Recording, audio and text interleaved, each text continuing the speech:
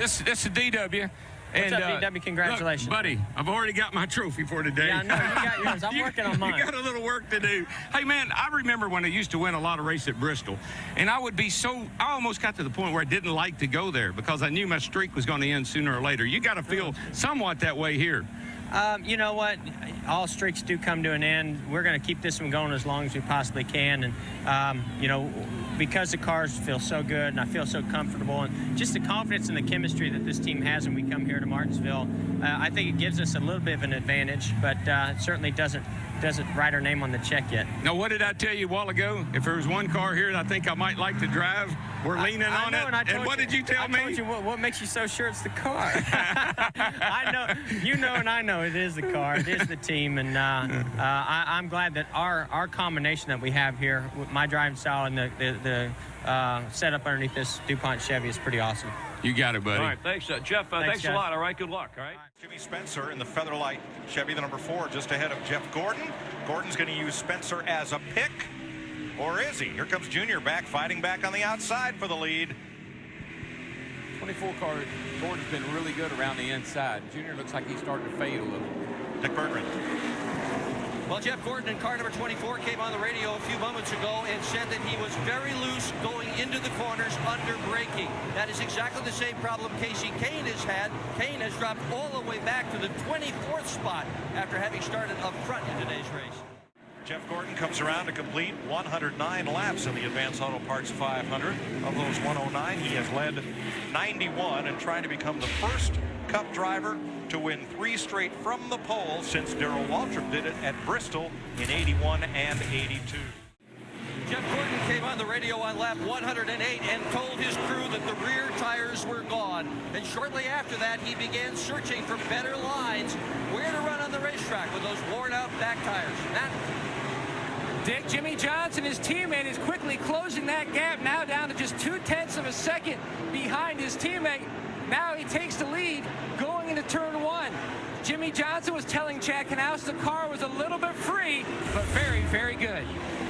And you know, guys, this place, it'll make you pull your hair out because your car goes away like Jeff Gordon's, his rear tires is gone. We're still about 30 laps from pit stop. Schrader pounded the wall on the front straightaway. Caution is out. Caution is out. Jeff Gordon has got one of probably the best pit stall of anybody here at Martinsville today. Nobody in front of him on the last round of pit stops. He came in second, went out fourth. Of course, he lost 1 spot because Newman took only 2 tires. Had a good stop, no errors, and they just got beat. Welcome back to Martinsville, where Jeff Gordon, who has dominated, leading 180 laps this far, has a problem with the right front of his DuPont Chevy. He's hit something hard. Yes, I think something's hit him hard, Mike, because there's nobody around him. Oh, there's your problem. Here's your problem right here. I think a piece of concrete possibly came up and hit Jeff Gordon's car. So something off into turn 3. Something happens right along in there. You see the dust fly up and you see the pieces flying. The track's must have a hole in it right there. Here's a better look. Boom, right there. Wow. Now, the pits have not yet opened under this caution flag. They've been closed for some time, Dick Bergman. Well, Jeff Gordon did say that he thought it was a piece of the racetrack that had come up and hit the right front corner of his race car. He is very unhappy, not surprisingly, behind the wheel of the car, feeling that he is having to pay a penalty for the facility on which he is racing this afternoon. Gordon has led the most laps so far today, currently in second spot. He will pit. He will be bringing that car down on pit road so the crew can take a look at it, make whatever repairs are necessary, but most important, to diagnose the seriousness of the problem on the right front. He said he hit so hard it actually jerked the steering wheel out of his hands when it hit. That had to be quite a chunk. Now we listened in. Just make sure everything is clear and good. We'll be okay. Just make sure everything's clear and good there, guys. Go ahead and change the tires also, right? Simple. We're going to put 4 tires on it. I want to open the hood up and look inside there, make sure it didn't take out anything underneath there. It jerked the wheel out of my hand.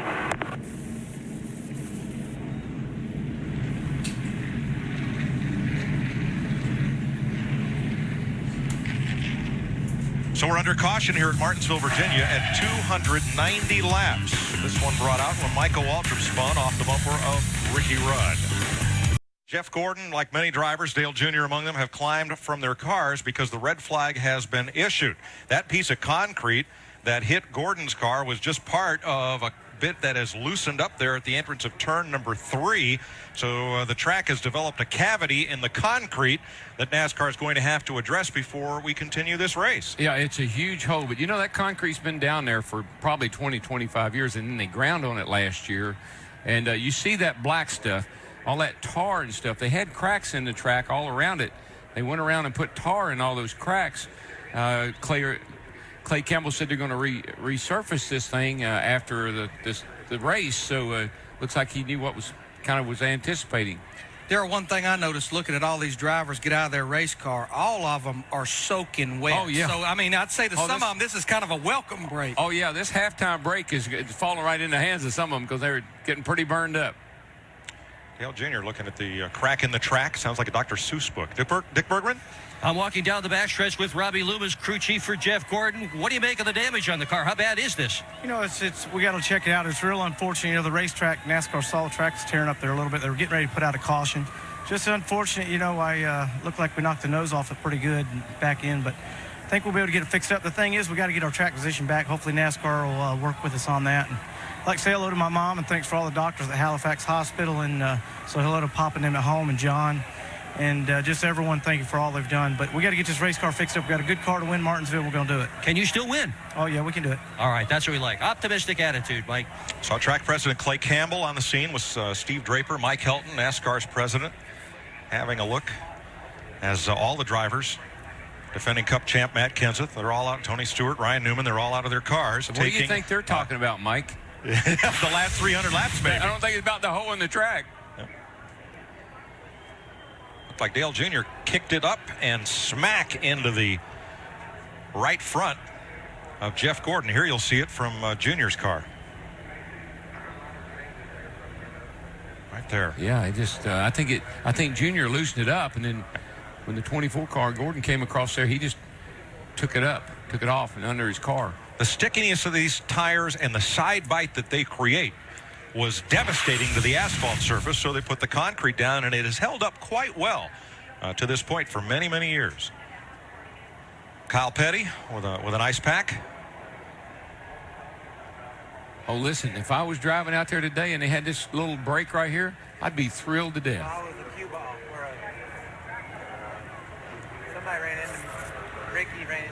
Michael Waltrip, Dale Jr. walking away from the hole in the track at turn 3, and Jeff Gordon is making his case to Mike Helton about, you know, hey, we're going to have to stop, but can I have my track position back? The best pit selection is keep his nose clean. Yeah, oh, my gosh. What happened? He just got it mashed in, I can tell you that. There with Robbie Loomis and car owner Rick Hendrick. I'm sure what they're trying to do is say, look, it's not our fault. Track tore up. Let us fix that fender. At least let us pull it out. Well, you can't touch the car under the red flag. That's a pretty hard, firm rule. No, Sterling can attest to that. Yes, so. that's true. And here's Jeff Gordon's crew. They have fabricated a patch to go over the sheet metal and the fiberglass that makes up that front valance. I can't see that right front real well, but I think that might be overkill for here. I think I'd just take that tire off, get me a big hammer, and knock that bad boy back out there and let her buck, because I don't think I'd want to put all that back on my car. Just knock it off again. Yeah, I think the biggest thing you've got to just make sure that nothing rubbing the tire. Aerodynamics, yeah, I mean, aerodynamics plays a role here. We even heard in the truck series yesterday, in clean air, those trucks would turn better. But I'm like you, Darryl. Don't get too carried away fixing that thing. Don't get too creative. I think I'd like that fresh air blowing in on my brakes and right front tire, to tell you the truth. Dick Berggren. Well, Jeff Gordon right now is having conversation with his crew, telling them what has happened out there. How about some conversation with us, Jeff? What happened? You tell me. A huge piece of concrete was in my way. I'm laughing about it now, but I'm not happy about this. I mean, we worked so hard to get that track position. We've got such an awesome race car. And there's no doubt in my mind we can do it, but man, is it going to be a lot of hard work. And first we got to come in and fix it, you know, when we go back racing. I think they said they're going to try to, you know, patch it with some kind of an epoxy, but you know, they got a pretty serious problem over there, and and unfortunately I hit it and hit it really. I mean, it could have been worse. Could have went underneath the car. Luckily, it hit with the right front. It seems like it went around the right front. How much of the car do you believe is damaged? Is the suspension okay? I think the suspension's fine. It's mainly just the fender and, you know, and it's just in on the tire right now. It jerked the wheel out of my hand, so there could be a little bit of toe knocked out on it. But we'll check all that. We're going to check it really good. And it's just unfortunate. Man, what an awesome day we're having.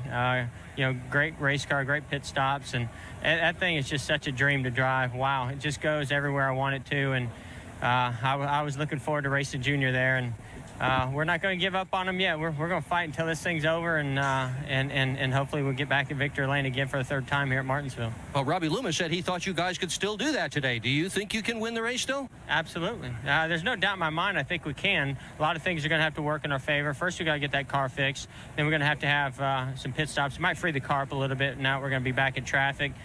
Even though we're on a short track, aero does mean a little bit. So especially I don't know what that fender is going to be like when we get done. So we've certainly got the car. I don't think there's a better car out there, that's for sure. No give up here. Absolutely no give up in the number 24 team, Mike. No, certainly not. They think they can win it. Here's another look. This one from Jeff Burton. And you see the piece of concrete fly off the right front. There it goes. That's a big chunk. It was a huge chunk. And you see that fire coming out those tailpipes, too. But you know, Mike had trouble at Texas with a battery. Seems like he just, every week it's like it's something. You can't make all your own luck, can you, Darrell? No, but he has been doing. That's what he was always so good at, was always having really good luck. NASCAR President Mike Helton has a look at the damage on Jeff Gordon's car. Pit road was closed, but Jeff Gordon has elected to go ahead and make his pit stop. Remember, the penalty for pitting before pit road is open, tail end of those longest line, makes no difference to him. This will give him maximum amount of time to get the repairs done on that car because he was right up there, the second car in line. Has to maintain pit road speed as he'll come to the attention of Robbie Loomis and that 24 DuPont group. Now, you think, Larry, I don't, how many laps have we run? You think some of these guys will come in and change 4 tires at this point? Well, I really don't, Darrell, because we've only run about 10 laps, so we may have a few at the back, but Dick Berggren, how about the 24 pit stop? Well, the goal for Jeff Gordon right now is to pull the valence out of the right front corner of the car, make sure they have clearance. The crew is working on that right now. They're calling for additional help. A sheet metal scissor is being used. What they really want to do here is make a whole collection of pit stops without losing a single lap. That is the goal. They are being told right now where the lead car is, around turn 3 and 4, around turn 4. So they're trying to make sure that they don't lose that lap. Tire going on right now. Make sure that they stay on the lap. That's the goal. They've got the valence pulled out. Car down. Still working on it a little bit. He's okay. He's okay that time. Now he's going to come back in again several more times while they work on that right front corner and make sure it's okay. Another huge advantage to that pit box right there. They could work on it to the final second before that pace car got around there. But now he's at a huge disadvantage. He's a half a lap behind the pace car. He gets in his pit stall. He's got to be there maybe 5 seconds, and he's got to go. The real butt of the work had to be done right there on that stop. I mean, that was a good move to come in then. And I tell you, if he got that fender pulled out and there's no problem, nothing rubbing, I wouldn't mess with it anymore. Right, because you cannot pull up to pit. You can't pull up past those. Gonna have to hustle with this guy. It's gonna be left sides and gas. Ward Burton ran the stop sign at the exit of the pits, so he'll be coming back in. We're going to go back to Dick Berggren. And Gordon just come on the radio and said that the steering wheel is turned to the right a little bit, and that says there is definite suspension damage to the number 24 car. And that's bad news. But he had the steering wheel off. When he got out of the car, he pulled the steering wheel off. So maybe he just didn't get the wheel line back up. Put his wheel on, adjust it, and it may be okay. 30 miles an hour seems agonizingly slow when that's all you can do down pit road to get to your pit. And look, he's not in his pit yet, and here's the pace car in the third turn. He's not in his pit yet. Here he comes. He's not there yet, and the pace car is coming off of turn 4 now. It'll be about long enough to just change those left side tires. That's about it. And down he'll have to go. Pace car at the line now. Car's left side's changed, and he's out.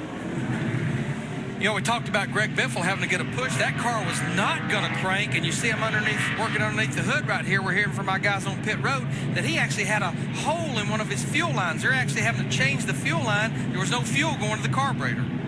And he had a pretty good run going. He was only one lap down. Yeah, his car was running great. He's now 32nd, 6 laps down. Lap cars pitting, Terry Labonte, Brendan Gaughan, Casey Mears. Let's go back to Dick Bergman. I think Jeff Gordon was listening to Darrell Waltrip about steering position because he just asked about where they should put the steering position. Should it be on the pink mark or should it be straight? He is going to come back in again. They are going to check the toe this time. That would be the thing that would most likely make that steering wheel not be in the correct position. Unless, Darrell, you're right. He may well have put it back on incorrectly. Yeah, it's on a spline, and it can very easily be one notch off to the right. It'll make you think the steering is off to the right. And Racing 101, he had to remove the steering wheel to get out of the car and back in it during the red flag. I've been, it'll drive you crazy when you get it on crooked and you can't fix it before you make a pit stop. Makes the car drive like it's the same car, but it drives terrible. You see Gordon coming in as the field goes around at pace lap speed. And that's more that driver thing. It's right. My hands are supposed to be right here.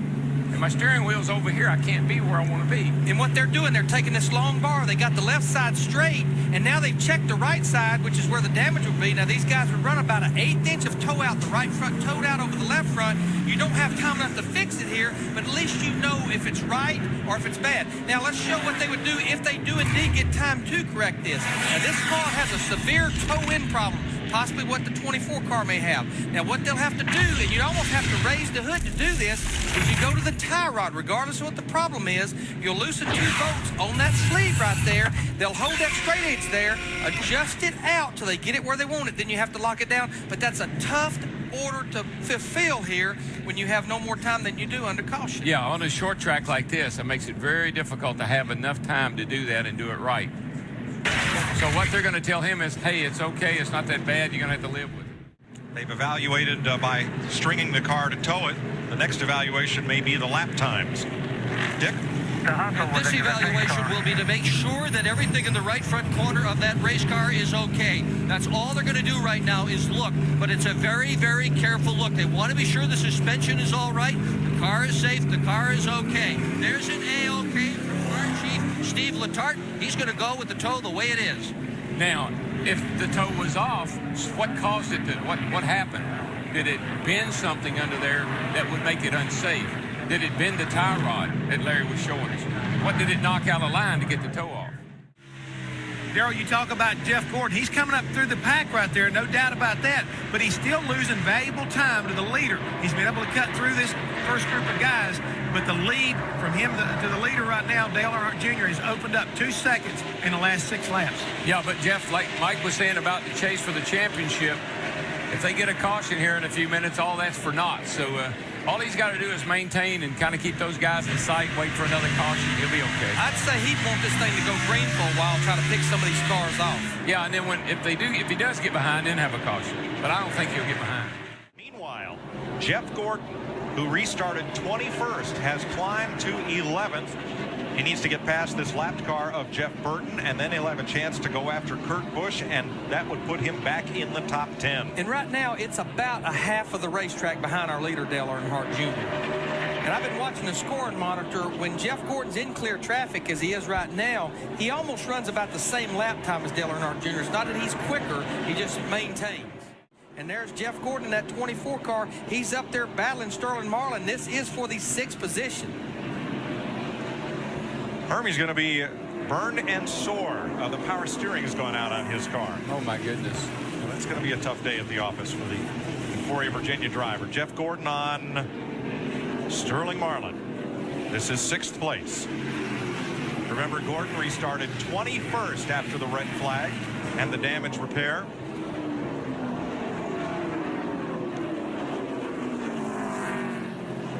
He stuck to that bottom pretty much all day long, and right off of 4 here's where he's really, really good. Got some good grip down there.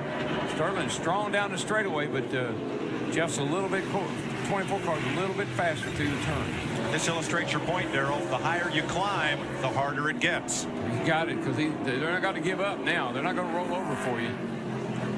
Just an update on Ricky Rudd, who's back out there after having that flat tire. He's 2 laps down back in 26. The valve stem was ripped off. We talked earlier, these guys do not have an inner liner. When you lose the air in the tire, you're on the rim. Jeff Gordon got past Sterling Marlin, and Marlin, trying to beat Gordon back to the gas, got real loose in 2, but hangs on. So that is 6th place changing hands. You see Gordon's serial score since the restart. 12 to go. And these two guys here have been racing each other for the last 20 laps. And Jeff just cannot get around Ryan Newman in the 12 car. And he's only got 2 tires. He only took 2 tires on that stop. And Jeff Gordon and Ryan Newman are still going at it. Any wonder why they fill this place time after time? Well, the way I see it, it's filled, and 91,000 people are standing on their feet right now. Yeah, we're going to be fighting them all in the traffic afterwards, but that's okay. Small price to pay to see a great shootout here in Martinsville. And all the people are on their feet cheering Rusty on because they know how long it's been since he won, and I think this will be a very popular win. Look at Ryan Newman and Jeff Gordon in the 24 car, 3 wide with Joe Nemechek and Derek Cope off turn 4. You can't wait for the lap cars to clear themselves. You got to go. Now you do. 5 laps to go. And Jeff Gordon and Ryan Newman are still the show. Gordon is good into the middle of the corner. Newman is good coming off the corner as they continue their fight for 5th. It's almost like it's going to be who beats who off turn 4 on the last lap. Exactly. 2 to go. Gordon gives Newman the boot, turn 2. They're going to be side by side. Here they come to the flag. Rusty Wallace wins the Advance Auto Parts 500 for his 55th career victory. Here's the battle for 5th. Gordon under Newman, but Ryan got the rocket launch off turn 4 and holds him off. Well, yay, Rusty, and even more, yay, Rusty, but yay, Larry Carter. Come over there as the crew chief, and boy, has he made a difference. And this is his first win as a Nextel Cup crew chief, Larry Carter. Well, it was a hit and almost a somewhat miss by Jimmy McMurray with a bag of ice water on your teammate there. You almost got him. Yeah, it was close. I was going to come over and tell him he had his shirt off, that since the Janet knew you can't be walking around with no top on. Well, how... I was going to Panama City last week. I wouldn't. Well, we're showing a replay of your hit. What's that? We're showing a replay of your hit there with the bag of... Junior? Yeah, he came by, and I can't really tell you what he said, but he was just laughing, saying that was a buddy hit, so no harm. Actually, the hit on your teammate there. Oh, that was good, wasn't it? That was real good. Yeah, that was funny. Sterling's always playing jokes on me, so he'll get me back, I'm sure, one day, probably with a firecracker. Probably. Well, let's talk about your race car. Very strong today in 3rd. Yeah, it's been good. We'd like to be able to lead a lap, just one, just to get the points. It just seems like we can run 2nd the whole race or 3rd, so pretty happy with the tech squad on the Dodge, though. We can't seem to make it better. We've made a lot of adjustments, and we're kind of stuck where we are. So hopefully maybe the racetrack will change a little bit and come to us, but pretty happy so far. Well, what about your race car? It's pretty good. We come from 17th to 4th right now, and Mason's driving real good. Run him down here a little bit. It's good on long. You got to keep an eye on him, don't you? Keep an eye on him. He gets more ice water. I'm going to the bathroom. Well, let's talk about your fenders. You got out of the race car and looked at your fenders. I made sure it wasn't nothing, close to tire or nothing. Got into somebody a little bit, but it just got a little tire mark on it. No big deal, but I think I ought to call it. And the people in the truck were very impressed. They keep going on and on about how you didn't touch your fenders. Yeah, I done learned my lesson on that deal.